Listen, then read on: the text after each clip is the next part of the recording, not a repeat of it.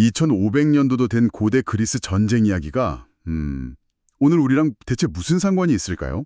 사실 이건 그냥 오래된 역사 기록이 아니거든요. 당시 최고 문명이었던 한 세계가 어떻게 스스로를 파괴했는지, 그 극한 상황에서 인간 본성이 얼마나 적나라하게 드러나는지 보여주는 거대한 드라마입니다. 오늘은 여러분과 바로 이 펠로폰네소스 전쟁의 한 복판으로 들어가 보려 합니다. 맞습니다. 그리고 이 여정의 가이드는 바로 역사가 투키디데스죠.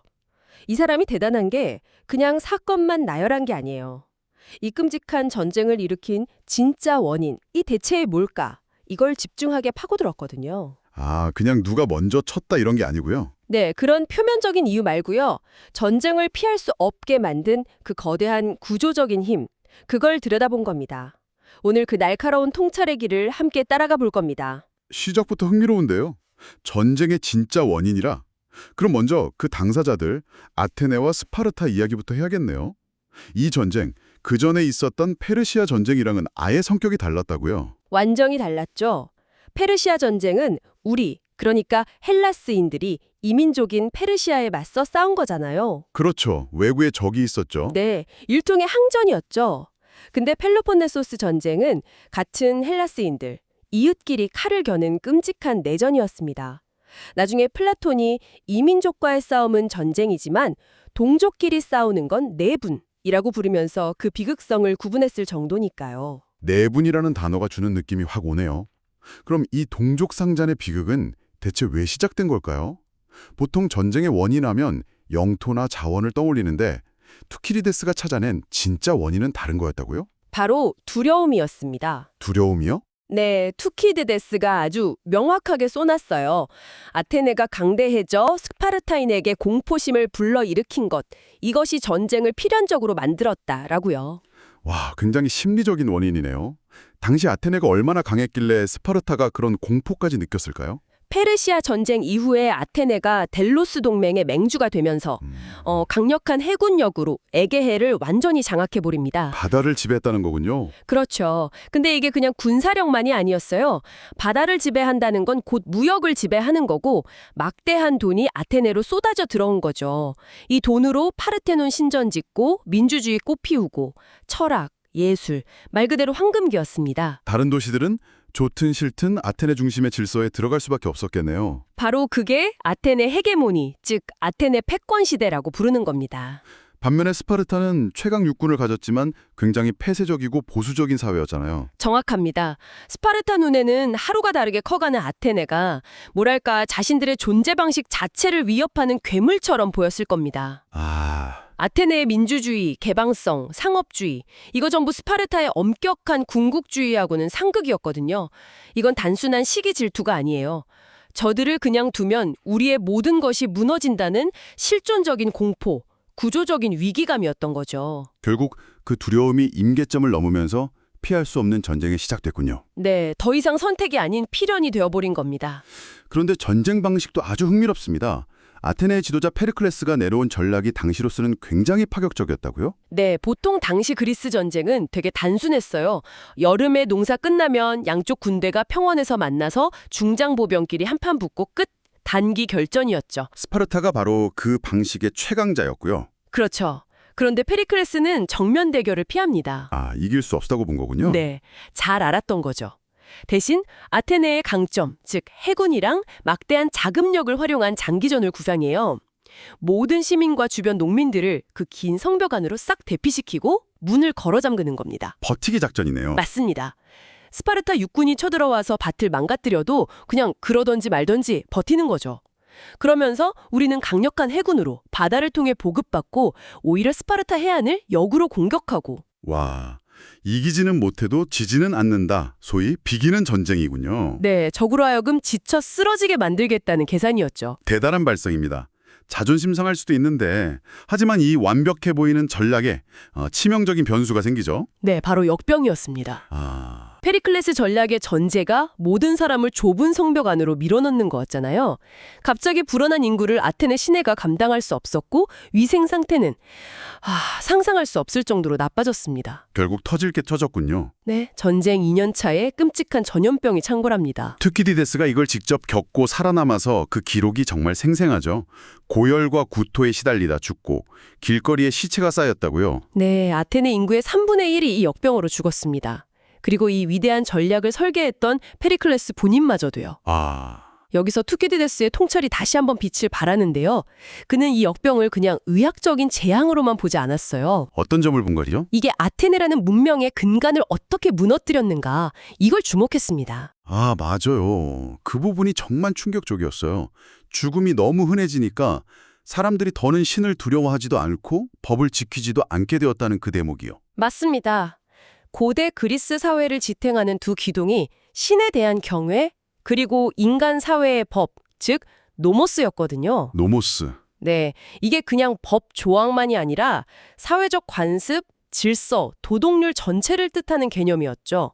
그런데 눈앞에서 경건한 사람이든 불경한 사람이든 똑같이 죽어나가고 어제 부재였던 사람이 하루아침에 죽는 걸 보게 된 겁니다. 그러니 착하게 살면 복 받는다는 믿음 같은 게 완전히 박살나버렸댔네요. 내일 죽을지도 모르는데 법을 지킬 이유가 없어진 거죠. 바로 그겁니다. 사람들은 오직 눈앞의 쾌락만 좋게 됐어요. 빚도 안 갚고 남의 물건 훔치고 온갖 방탕한 짓을 거리끼만씩 저질렀죠. 투키디데스는 이 대전염병이 아테네시 전체의 질서 붕괴의 발단이 되었다고 정확히 진단합니다. 끔찍하네요. 네, 이 경험이 전쟁터의 잔인함과는 또 다른 방식으로 아테네인들의 정신을 파괴했고 전쟁을 더욱 잔혹하게 만드는 기폭제가 되고 맙니다. 아테네의 법과 질서, 그 노모스가 무너졌다는 게 정말 소름 끼치는데요. 그런 사회적 붕괴가 전쟁 자체에는 어떤 영향을 미쳤을까요? 그 독성은 그리스 전역으로 퍼져나갔습니다. 문명의 질서가 무너진 전쟁이 얼마나 추악해질 수 있는지 보여주는 최악의 사례가 바로 코르키라 내전입니다. 코르키라 내전? 네, 작은 섬 폴리스였는데 여기서 친아테네 민주파랑 친스파르타 과두파, 그러니까 귀족파가 권력을 잡으려고 내전을 벌인 겁니다. 한 도시 안에서 이웃끼리 서로 죽고 죽이는 싸움을 시작한 거군요. 맞습니다.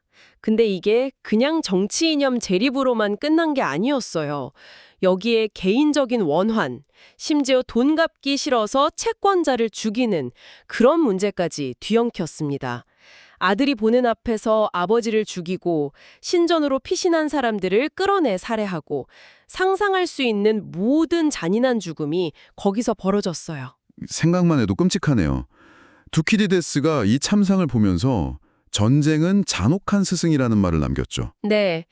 전쟁이 평온함을 빼앗고 인간을 극한으로 몰아가면서 인간의 본성 자체를 어떻게 파괴하는지 통찰한 거죠.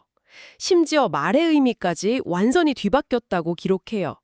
예를 들어 예전에는 신중함이 이제는 비겁한 변명이 되고 무모한 만용이 용감한 충성으로 둔갑하는 식으로요. 가치관이 완전히 전도된 거군요. 그렇죠.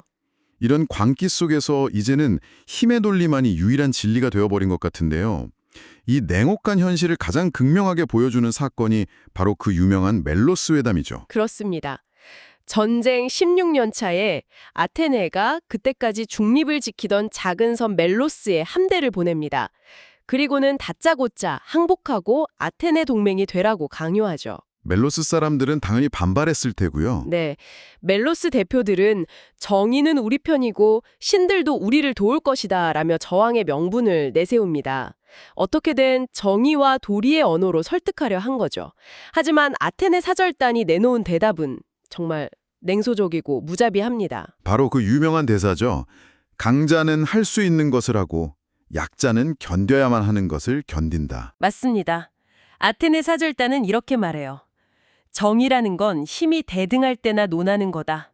현실에서는 강자가 원하는 걸 관철하고 약자는 순응할 뿐이다.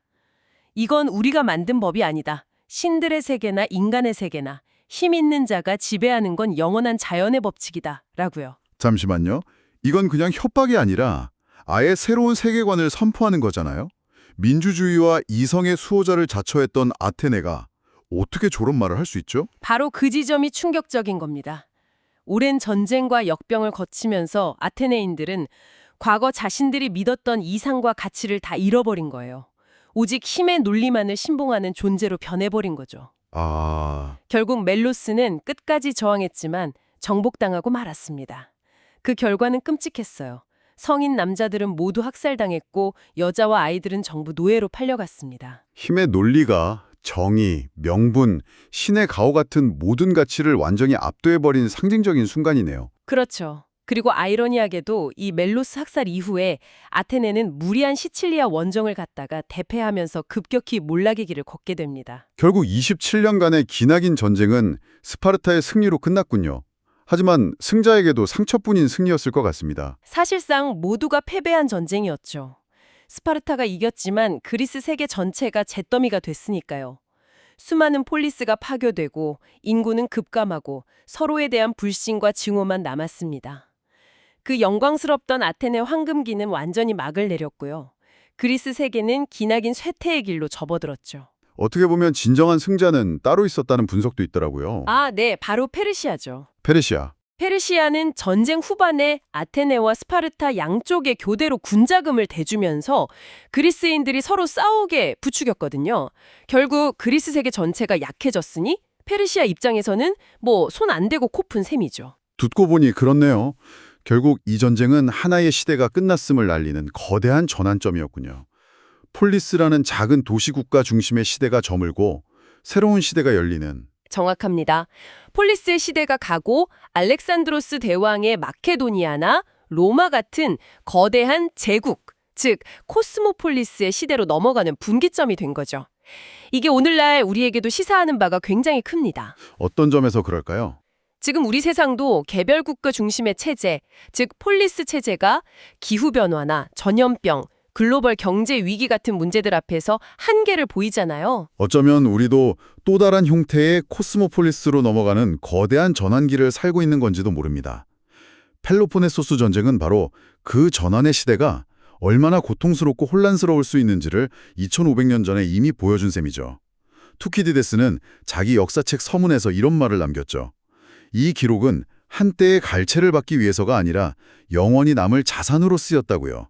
그건 인간의 본성이 쉽게 변하지 않기 때문에 자신이 기록한 이 비극의 패턴이 먼 미래에도 반복될 거라고 믿었기 때문일 겁니다. 그렇죠. 오늘날 세계 곳곳에서 벌어지는 강대국들의 패권 다툼이나 이념 갈등, 무력 충돌들을 보면서 이런 질문을 다시 던져보게 됩니다. 과연 투키디데스의 통찰은 지금도 유효할까? 우리 시대의 힘을 믿는 아테네와 정의를 호소하는 멜로스는 과연 누구일까? 그리고 가장 중요한 질문은 우리는 이 오래된 역사에서 과연 무엇을 배울 수 있을 것인가 하는 점이겠죠. 이 질문들을 여러분께서 한번 깊이 곱씹어볼 화두로 남겨두고 싶습니다.